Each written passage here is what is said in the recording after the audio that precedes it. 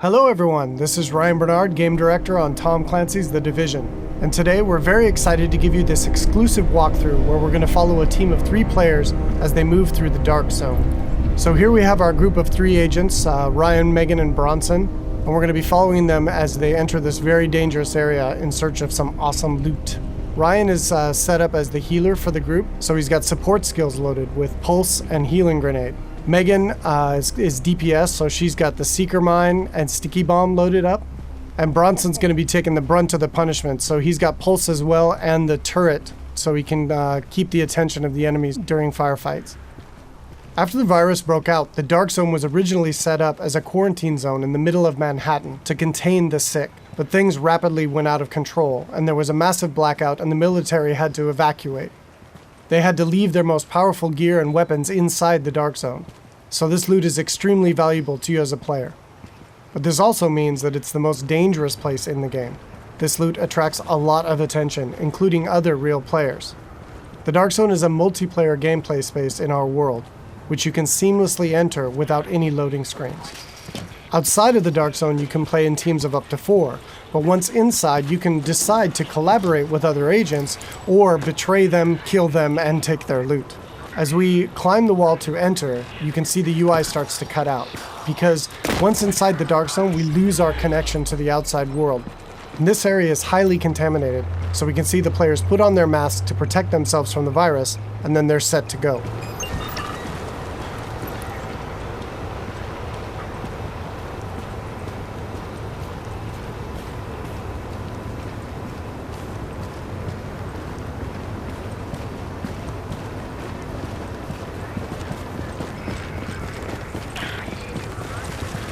Okay, now we see our group is coming up on some enemies up ahead.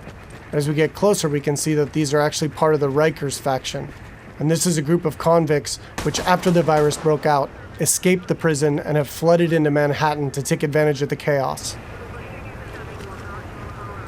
Here we can see Megan does a pulse, which gives the group information about what enemy types and levels that they'll be facing. And then we can engage. As you can see here, Bronson's going to go up right on top of him and take point, so he can take the attention of the enemies and draw aggro, and we can support him from behind with healing grenades, as you saw there, and covering fire. Using covers in the divisions is really important. You're going to be seeing the agents here as they move around flanking the different enemies, moving cover to cover, using height elevation to their advantage, and really trying to make sure that you're not exposed at any time, because when you're out of cover, you take a lot of damage from enemies. And it looks like we've only got a couple Rikers left here, and Bronson is really taking his role to heart and pushing right up into their face. And they've cleared him out. And here you can see Bronson's actually been a little bit too hardcore on this, and he's in what we call the down state. So since they're playing in a group, Ryan can head over and actually revive him so he doesn't die and need to respawn and run back to his group, and he can get right back into the action. And here we can see that Ryan's actually found a loot crate. And he's gotten extremely lucky and has gotten a legendary drop. But as we can see, it's actually contaminated.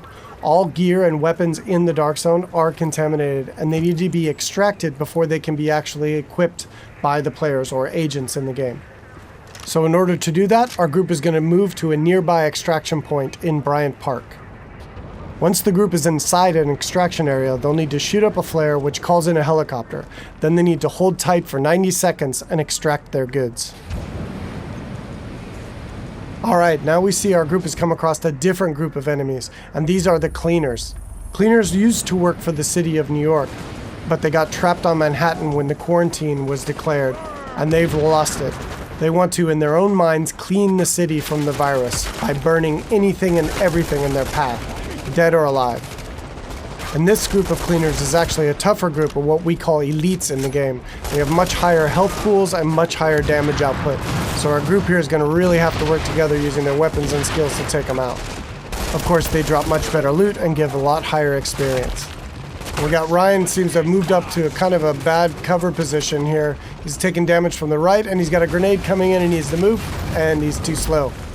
So he's going to need to top himself off with a nice self-heal. Alright, so now we've dealt with the Cleaners and we can move on towards the extraction area. But it looks like our group is not alone, and another group of players is in the same extraction area. In the Dark Zone, it's very important to find out player intention relatively quickly, whether or not they're a friend or foe. But it looks like these two are not interested in engaging, so our group's going to continue on and try to get that legendary weapon out. Extraction detected. Proceed with caution. Another team of agents has actually started an extraction, and our group is going to move to investigate.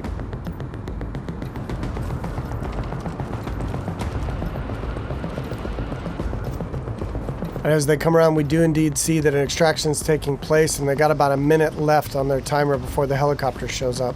We don't see the extracting team.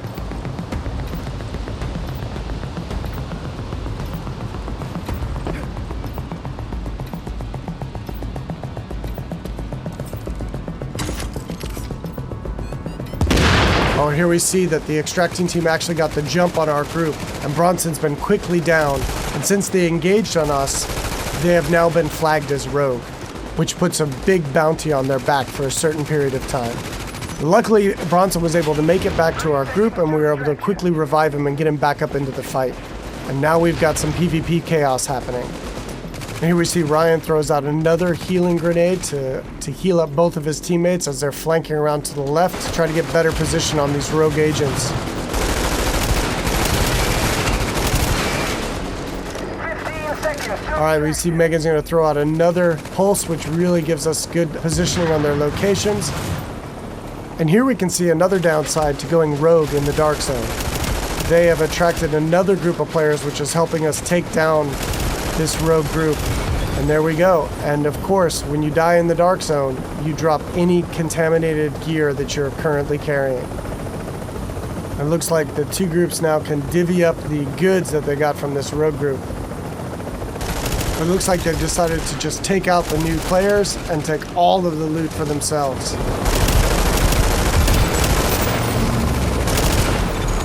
You're attacking friendly forces. Rogue protocol initiated.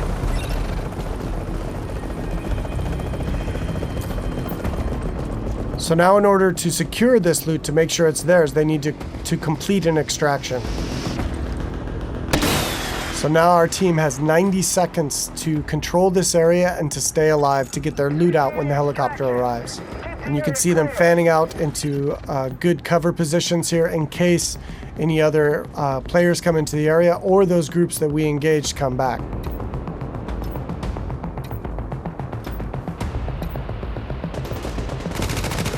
It looks like indeed they do. But now we're set up in really good positions here to be able to take them out. Bronson and Megan are laying down damage from the front line, and Ryan is supporting from behind. And again, it's really important in the game to make sure that you're always in cover whenever possible, and that you're not being flanked by any enemies.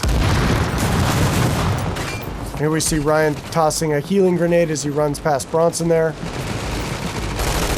And they're going to focus on these two players here. 30 seconds to extraction. Straight in front of them. Now they got 30 seconds left to stay alive and control the area.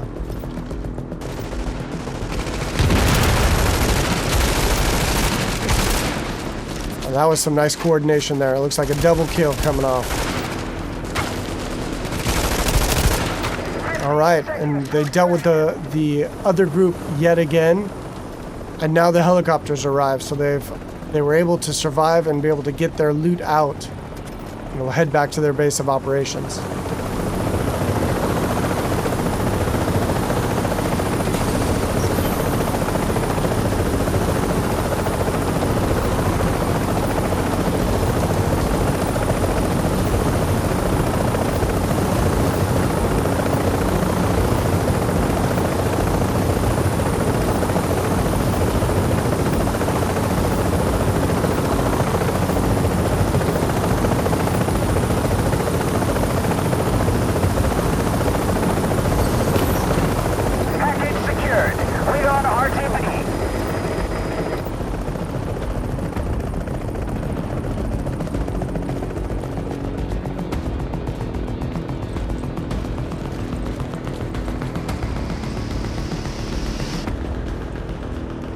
Now we can see the group is still flagged as rogue, and they're a very juicy target for other agents in the area. So they really should leave this area quickly and decide where to head out to next.